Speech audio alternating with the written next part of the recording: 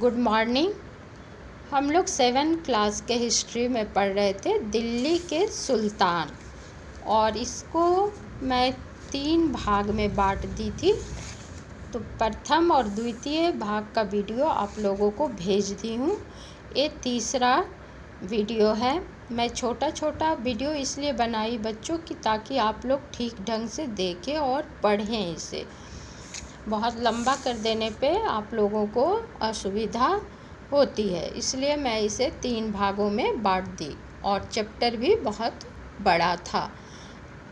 तो हम लोग दिल्ली के सुल्तान चैप्टर में पढ़े कि 13वीं सदी के आरंभ में दिल्ली सल्तनत की स्थापना हुई, और इसके साथ दिल्ली एक ऐसी राजधानी में बदल गई जिसका नियंत्रण इस उपमहाद्वीप के बहुत बड़े क्षेत्र पर फैला था। तो आइए हम लोग अब तीसरा भाग जो शुरू कर रहे हैं वो हम लोग का यहाँ से शुरू होगा बच्चों।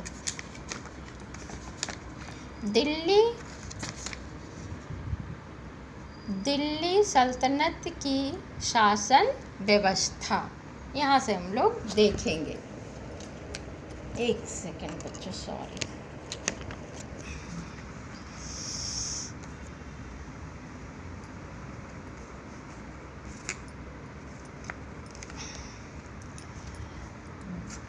दिल्ली सल्तनत की शासन व्यवस्था। राज्य में शासन व्यवस्था को बनाए रखना किसी भी शासक के लिए बड़ी चुनौती थी।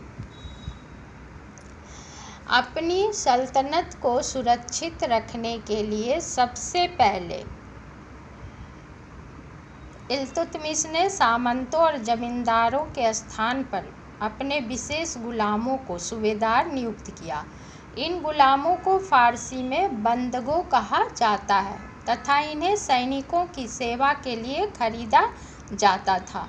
सल्तनत की सुरक्षा और स्थायित्व सैनिक शक्ति पर होने के कारण सुल्तानों ने राजस्व का अधिकांश भाग सेना पर खर्च किया। राजस्व यानी कि टैक्स जो वसूल करते थे लोगों से, उसका अधिकांश भाग सेना पर खर्च किया। सल्तनत के प्रारंभिक काल में प्रांतों का स्वरूप निश्चित नहीं था। अभिजित या अर्धवर्जित को अमीरों में बांट दिया जाता था। इन अमीरों का कार्य उन क्षेत्रों को जीतकर उन पर नियंत्रण स्थापित करना था। उनके क्षेत्र को इक्ता कहा जाता था और अमीरों को मुक्ति कहा जाता था। जब सल्तनत की स्थायित्व लगा तब सुल्तान स्वयं क्षेत्रों को जीतते थे और विजित प्रदेशों को क्षेत्रों में विभाजित करके उन अमीरों को नियुक्त करते थे। सुल्तान इन अमीरों को एक क्षेत्र से दूसरे क्षेत्र में स्थानांतरण भी करते थे। 14वीं शताब्दी में प्रांतों को उपखंडों में विभाजित किया गया जिन्हें सिख कहा जाता था। इसका अधिकारी सिकदार था। कुछ समय बाद सिखों को परगना उपखंडों में विभाजित किया गया जो कई गांव का समूह होता था। जब सल्तनत का पतन होने लगा तब सिख को सरकार तथा परगने का सिख कहा जाने लगा। परगना महत्वपूर्ण प्रशासनिक इकाई थी क्योंकि इस स्तर पर प्रशासन और जनता के नज़दीक का संपर्क था। सल्तनत कालीन अन्य अधिकारी को जैसे इक्ता, वह भूमि जो सैनिकों को वेतन के बदले में दिया जाता था उसे क्या कहा जाता था? इक्ता। आमिल सिकदार को कहा जाता था। मुशरिफ अमीन को कहा जाता था। अमीन जो ज़मीन को मापते हैं। मुखिया मुकदम कहा जाता था। साहिब दीवान राजस्व अधिकारी होते थे। सल्तनत कालीन न्याय व्यवस्था कैसी थी? उस समय की सल्तनत काल में न्याय व्यवस्था कैसी थी? सल्तनत काल में न्याय प्रशासन का सर्वोच्च अधिकारी सुल्तान ही होता था। उसका कर्तव्य शरीयत के अनुसार न्याय का संपादन करना था। उसकी सहायता के लिए दीवान ए कज़ा होता था। सरकारी कर्मचारी के विरुद्ध शिकायतों पर सुनवाई के लिए वह दीवान ए मजालिम के न्यायालय में बैठता था।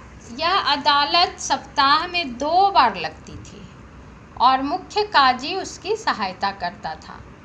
साधारण रूप से दीवान तथा फौजदारी मुकदमों का निर्णय काजी ममालिक या मुख्य काजी करता था। प्रांतों तथा नगरों में काजी नियुक्त किए जाते थे। काजी व मुफ्ती का पद वंशानुगत होता था। पीढ़ी दर पीढ़ी, वंशानुगत मतलब पीढ़ी दर पीढ़ी चलती थी। न्यायालयों में कानून की व्यवस्था करने के लिए विधि विशेषज्ञ व मुफ्ती होते थे। दंड विधान बहुत कठोर था। अगर कोई व्यक्ति किसी तरह का अपराध करता था तो उसे बहुत कठोर दंड दिया जाता था।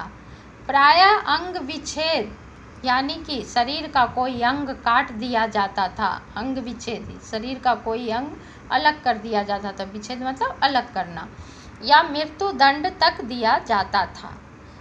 दिल्ली सल्तनत का झारखंड पर क्या प्रभाव पड़ा, इसके बारे में हम लोग जानेंगे। खिलजी वंश के समय झारखंड दिल्ली सल्तनत के संपर्क में आया। 1206 ईस्वी में बख्तियार खिलजी ने झारखंड के रास्ते नदिया, जो आधुनिक पश्चिम बंगाल में है, पर आक्रमण किया था।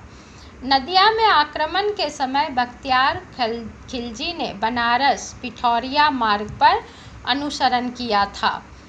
बंगाल विजय में झारखंड की जनजातियों को जंगल साफ करने एवं तीरंदाजी के लिए शाही लश्कर में शामिल किया गया था। इल्तुतमिश और बलबन के शासनकाल में झारखंड में नागवंशी राजा हरिकर्ण प्रभावशाली एवं शक्तिशाली राजा था। इनके शासनकाल में झारखंड में दिल्ली सल्तनत का कोई विशेष प्रभाव नहीं पड़ा।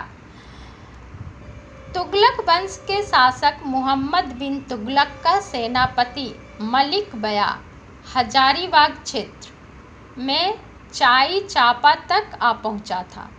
जनरा नामक संथाल सरदार राजा चाड़ में यानी किले में रहता था। वह सेना के आगमन की सूचना पाकर किला छोड़कर भाग गया।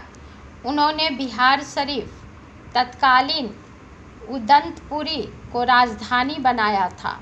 वह मखदूम शाह एवं बीबी कमालो के समकालीन थे।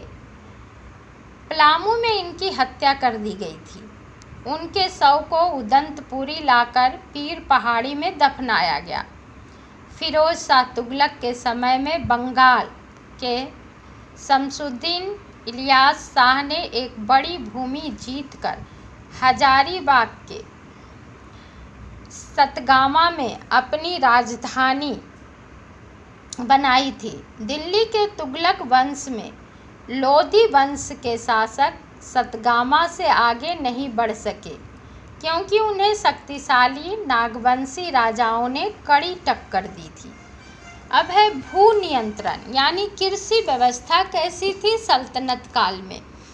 दिल्ली सल्तनत की एक प्रमुख उपलब्धि कृषि से होने वाली आय तथा इससे संबंधित राजस्व यानी टैक्स व्यवस्था थी।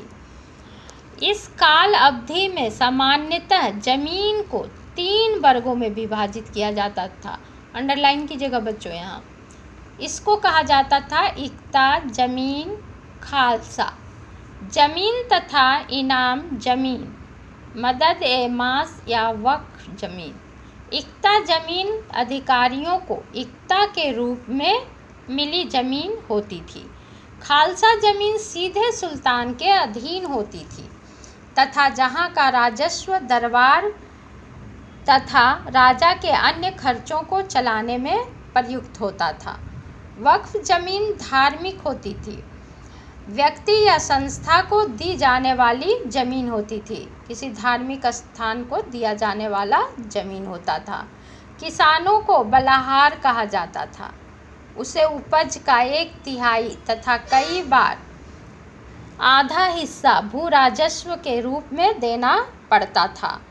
इससे किसानों की स्थिति जो थी वो बहुत ही दयनीय थी।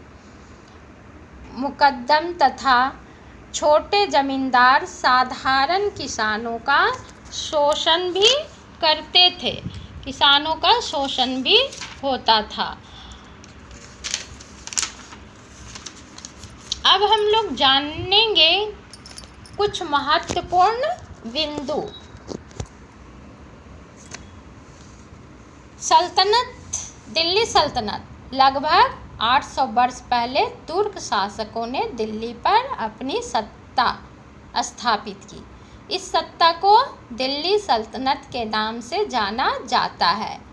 उसके बाद ममलूक वंश, अरबी भाषा का ये शब्द है जिसका अर्थ है गुलामी के बंधन से मुक्त माता पिता की संतानें। और आगे हम लोग क्वेश्चन आंसर के द्वारा बच्चों पाठ को देखेंगे और मैं आप लोगों को अगला क्लास में क्वेश्चन आंसर करवा दूंगी।